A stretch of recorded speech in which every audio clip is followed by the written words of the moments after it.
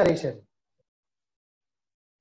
ठीक है, सब माइक बंद कर देंगे। अब एक्सेलरेशन देखो, वेलोसिटी देख लिया हमने, स्पीड देख लिया, अब आते हैं हम डायरेक्ट एक्सेलरेशन पे। मैंने आप लोगों को काइनेमेटिक्स की शीट नहीं दी ना, तो मैं काइनेमेटिक्स की शीट आपको ग्रुप में डाल दूंगा। ठीक है, आप लोग इस पे डिस्टेंस डिस्प्लेसमेंट पे क्वेश्चन बनाना स्टार्ट कर दो। अब आता है एक्सेलरेशन।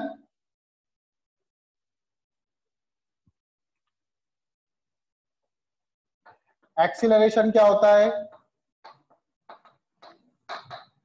चेंज इन वेलोसिटी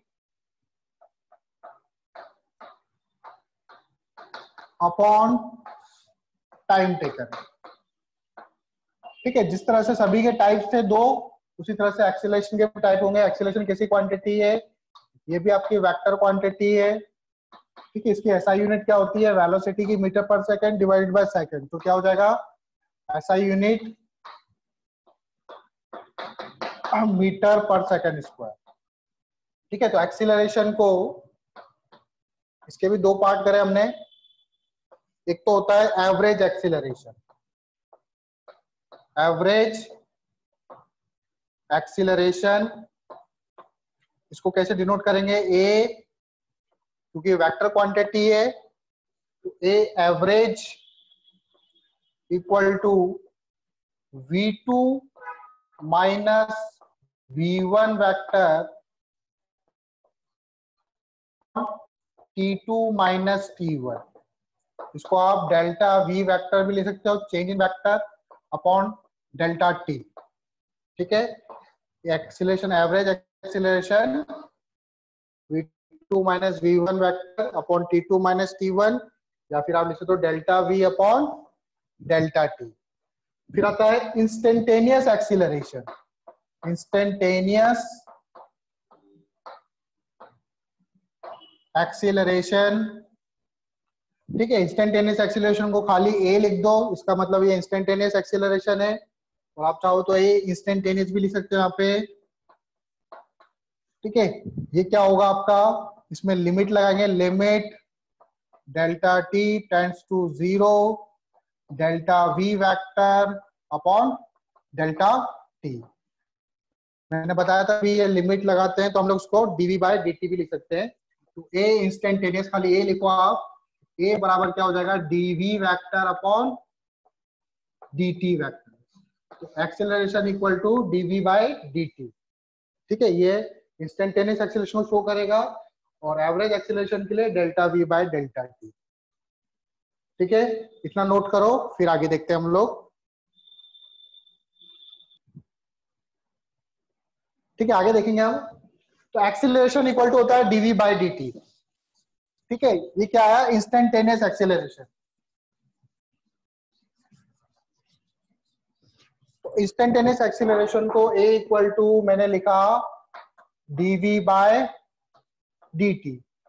इसको ऊपर नीचे मैं ds से मल्टीप्लाई कर सकता हूं। ds मतलब स्मॉल डिस्प्लेसमेंट, ds। तो यहां से देखो ds by dt displacement upon time, क्या ये इंस्टेंटेनियस वेलोसिटी बन जाएगा? तो a इक्वल टू क्या आ जाएगा? ये आपका वेलोसिटी बन गया, तो v dv by ds। This is also the formula for instantaneous acceleration. इसको भी याद रखना, a इक्वल टू होता है v dv बाय ds।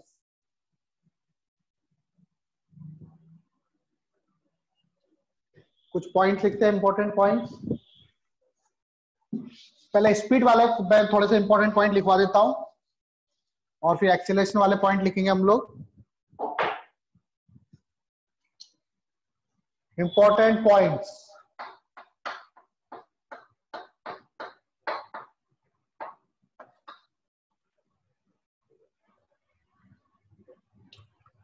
सबसे पहला पॉइंट लिखो, जो स्पीड होती है उसका जो मैग्नीट्यूड होगा वो ऑलवेज ग्रेटर देन और इक्वल टू किसके होगा? वेलोसिटी के। स्पीड जो होगी वो हमेशा वेलोसिटी से बड़ी या बराबर आएगी। वेलोसिटी कभी भी, और स्पीड कभी भी वेलोसिटी से छोटी नहीं हो सकती। ठीक है, कब बराबर होगी? For a straight line path. for a straight line motion and body, इसका ए पार्ट लिख लो, for a straight line motion and a body does not change its direction, अगर वो अपनी डायरेक्शन चेंज नहीं करता है, सीधा सीधा चलता हुआ जाता है, does not change its direction, उस केस में स्पीड और वेलोसिटी का मैग्नीट्यूड हमेशा बराबर आएगा, स्पीड इक्वल टू वेलोसिटी का मैग्नीट्यूड। ठीक है, क्योंकि वेलोसिटी में डायरेक्शन होती है इसलिए मैं इसका खाली मैग्नीट्यूड लिख रहा हूं।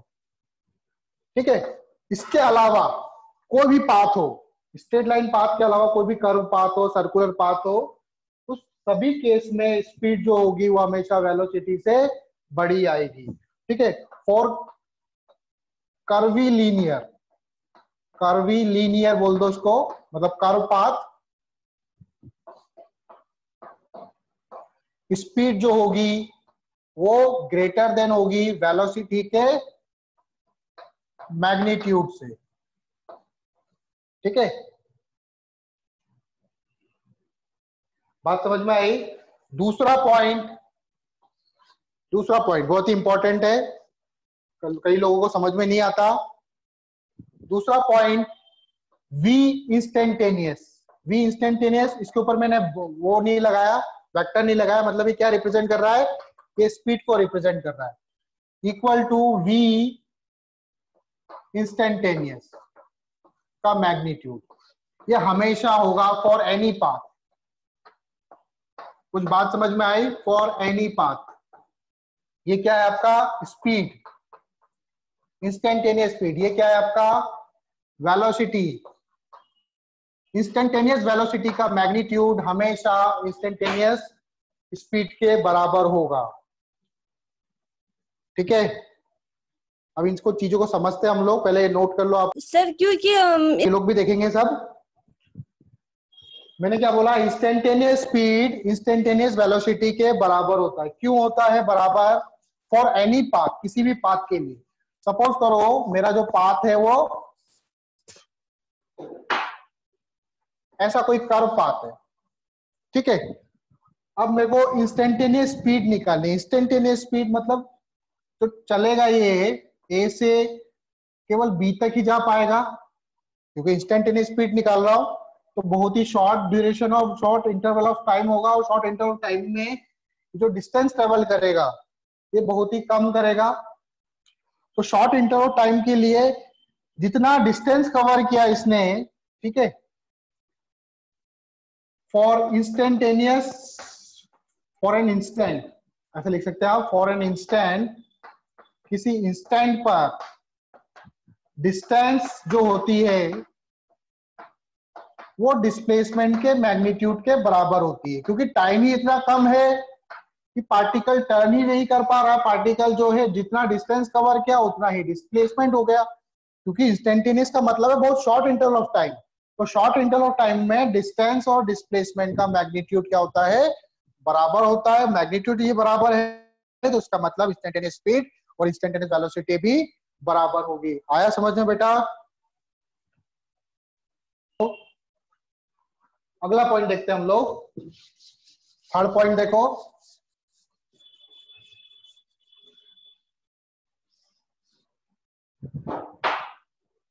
थर्ड पॉइंट है, मैंने बताया एवरेज एक्सीलरेशन, या फिर एवरेज एक्सीलरेशन जो होता है वो v2 vector minus v1 vector divided by delta T होता है। ठीक है, आप लोगों को सबने मैंने वेक्टर सिखाया था। सपोज करो पार्टिकल इनिशियली ऐसे जा रहा था v1, फिर पार्टिकल ऐसे जा रहा है, कुछ टाइम बाद इसकी वेलोसिटी ऐसे हो गई, v1 वेक्टर इधर है, v2 वेक्टर इधर है, तो बताओ इसका एक्सीलरेशन किधर होगा? तो इसका एक्सीलरेशन कैसे निकालोगे आप लोग? v2 इधर है, v1 इधर है, तो मैंने आपको वेक्टर सब्ट्रैक्शन सिखाया था। वेक्टर को कैसे सब्ट्रैक्ट करते हैं? तो v2 माइनस v1 करना है, v2 माइनस v1, तो v2 माइनस v1 को कैसे लिख सकते हैं? v2 प्लस माइनस v1, मतलब मुझे माइनस v1 चाहिए, तो मैं देखो इस डायग्राम को वापस से रीअरेंज करूंगा तो माइनस v1 कैसे होगा? इसके अपोजिट, तो v1 इधर हो गया, ये आपका -v1 होगा क्योंकि डायरेक्शन इसकी अपोजिट लेनी है, माइनस लगा दिया। v2 किधर है, v2 तो उधर ही होगा। तो अब जो इनका रिजल्टेंट आएगा, इस वाले को थोड़ा सा रब कर देता हूं मैं। तो अब ये v2 और ये v1 बन गया, ये v2 वेक्टर और ये -v1 वेक्टर बन गया। अब इनका रिजल्टेंट, तो इस तरफ जो डायरेक्शन आएगी ये आपकी एक्सीलरेशन की डायरेक्शन आएगी, ठीक है। एवरेज इस तरफ आएगा, मतलब एक्सीलरेशन की जो डायरेक्शन होती है वो ना तो v2 की तरफ होती है ना ही वो v1 की तरफ होती है, वो v2 - v1 की तरफ होती है।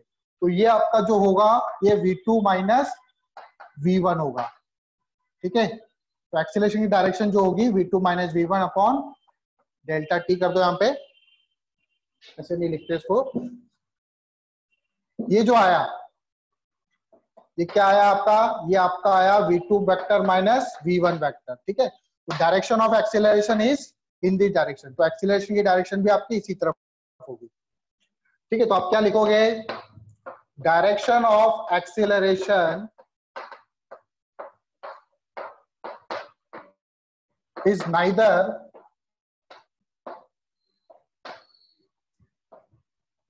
in v2 nor in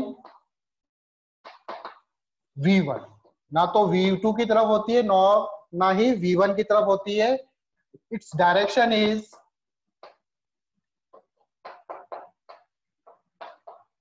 towards,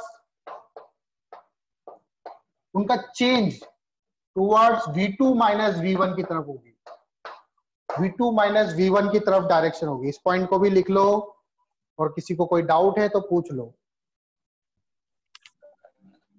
देखो ये पॉइंट, तीनों पॉइंट याद रखना आप लोग।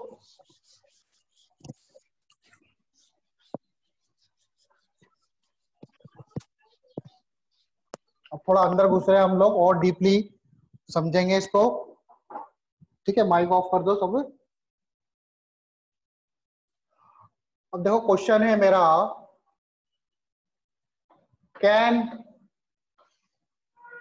एक तो लिखा मैंने dv, इसके ऊपर मैग्नीट्यूड लगाया, dv/dt and dv। Video pause हो रखी है, वीडियो पॉज हो रही है, तो मैसेज आया है।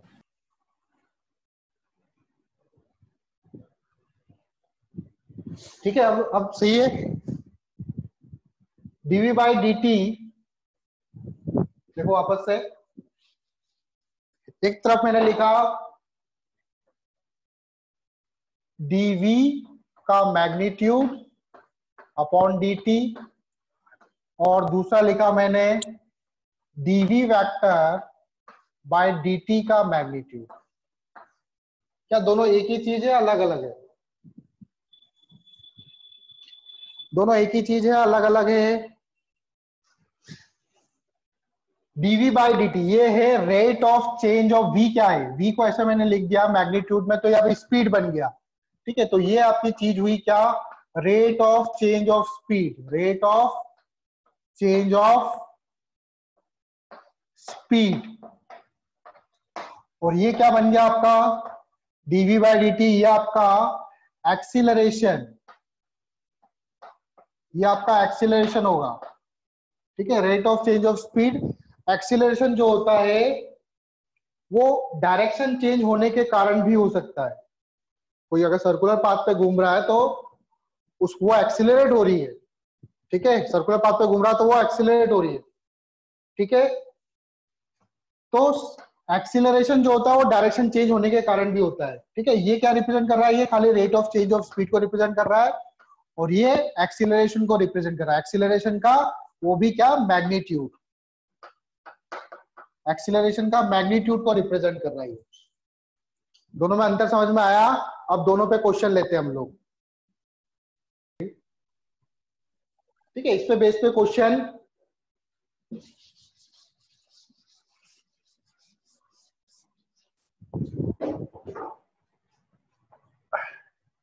कैन, ऐसा हो सकता है, can it be possible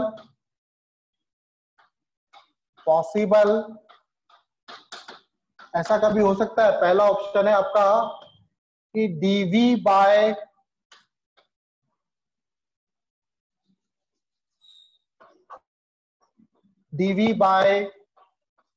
dt, ये तो 0 हो, एंड dv बाय dt ये 0 ना हो। दूसरा, dv का मैग्नीट्यूड ये 0 ना हो, बट dv अपॉन dt ये 0 हो। क्या दोनों पॉसिबल हो सकते हैं, या एक पॉसिबल हो सकता है? सर बी वाला पॉसिबल होगा, ये नहीं होगा। बी वाला पॉसिबल होगा। चलो देखो, मैं आंसर बताता हूं इसका। आपका जो ये पहला वाला पार्ट है ये तो होगा सही, और सेकंड वाला पार्ट गलत होगा। ठीक है, सेकंड वाला पॉसिबल नहीं है। इसका रीजन बताता हूं। पहले वाले पार्ट को करेंगे, फिर सेकंड वाले पार्ट को करेंगे हम लोग। ठीक है, तो पहला वाला पार्ट क्या बोल रहा है कि वेलोस स्पीड जो हो वो जीरो हो जाए। डीवी बाई डी टी का क्या मतलब है? Rate of change of speed. Rate of change of speed, यही मतलब हुआ। स्पीड ये 0, इसका मतलब जो rate of change of speed बोला मैंने, इसका मतलब स्पीड जो है वो कांस्टेंट है। स्पीड कांस्टेंट है, और एक्सीलरेशन 0 ना हो। तो कोई पंखा घूम रहा है आपका, तो कांस्टेंट स्पीड पे घूमता रहता है, और उसमें एक्सीलरेशन भी लगता रहता है। पार्टिकल ऐसे सर्कुलर पाथ पे घूम रहा है, तो इसमें एक्सीलरेशन क्यों आ रहा है? क्योंकि पार्टिकल की वेलोसिटी इस पॉइंट पे यहां पर है, इस पॉइंट पे यहां पर है। तो चेंज इन डायरेक्शन, इस पे फोर्स लगता है, सॉरी एक्सीलरेशन लगता है टुवर्ड द सेंटर, जिसको बोलते हैं सेंट्रीपिटल एक्सीलरेशन। ठीक है, तो for a body moving in a circular path, इसका जो आंसर होगा, for a body moving uniformly in a circular path. तो कोई बॉडी सर्कुलर पाथ पे घूम रही है, तो उस केस में उसकी स्पीड तो कांस्टेंट रहेगी, लेकिन उसकी तरह उस पे सर्कुलर पाथ में घूम रही है, तो सेंट्रीपिटल एक्सीलरेशन लगता रहेगा। ठीक है, तो इसका एक्सीलरेशन, क्योंकि इसकी वेलोसिटी क्या हो रही है? चेंज हो रही है। इस पॉइंट पे वेलोसिटी की डायरेक्शन ऐसे है, इस पॉइंट पे वेलोसिटी की डायरेक्शन इस तरफ है। तो वेलोसिटी क्या होती जा रही है? चेंज होती जा रही है। तो वेलोसिटी चेंज हो रही है तो एक्सीलरेशन होगा। ठीक है, तो जो एक्सीलरेशन आता है वो टुवर्ड द सेंटर आता है। ठीक है, बात समझ में आई? तो पहला वाला सही है आपका। अब सेकंड वाला गलत क्यों है, इसको भी देखते हैं हम लोग। ठीक है, तो सेकंड वाला क्यों गलत है, पहले इसको नोट करना चाहो तो कर सकते हो आप लोग। जो नेक्स्ट वाला पॉइंट था हमारा, सेकंड वाला पॉइंट, वो क्यों गलत है? बी पार्ट देखो इसका, वो क्यों गलत है। तो बी पार्ट बोल रहा था कि उसका जो एक्सीलरेशन है डीवी बाय dt वो तो हो जाए क्या? 0, लेकिन rate of change of speed ये 0 ना हो। तो बॉडी में अगर एक्सीलरेशन ही नहीं होगा, ये 0 है, तो बॉडी की स्पीड थोड़ी चेंज होगी। इसका मतलब क्या है? ए कांस्टेंट है तो स्पीड क्या होगी? ए 0 है तो स्पीड क्या होगी? स्पीड कांस्टेंट ही रहेगी आपकी। ठीक है, सॉरी, एक्सीलरेशन क्या हो? एक्सीलरेशन 0 हो तो स्पीड कांस्टेंट रहेगी, लेकिन rate of change of speed, dv by dt का क्या मतलब है? Rate of change of speed. इसका डिफरेंशिएशन क्या होगा? Rate of change of speed ये 0 रहेगा, क्योंकि स्पीड क्या हो गई? स्पीड आपकी कांस्टेंट होगी। अगर बॉडी, जैसे मान लो कोई बॉडी चल रही है, ठीक है, तो चलती जाएगी चलती जाएगी चलती जाएगी, उसकी स्पीड में चेंज नहीं हो रहा है, तो एक्सीलरेशन क्या हो गया उसका? 0। लेकिन rate of change of speed, speed में कोई चेंज नहीं हो रहा, तो रेट क्या होगा? Rate of change of speed आपका 0 आएगा। आई बात समझ में? क्लियर हुआ ये?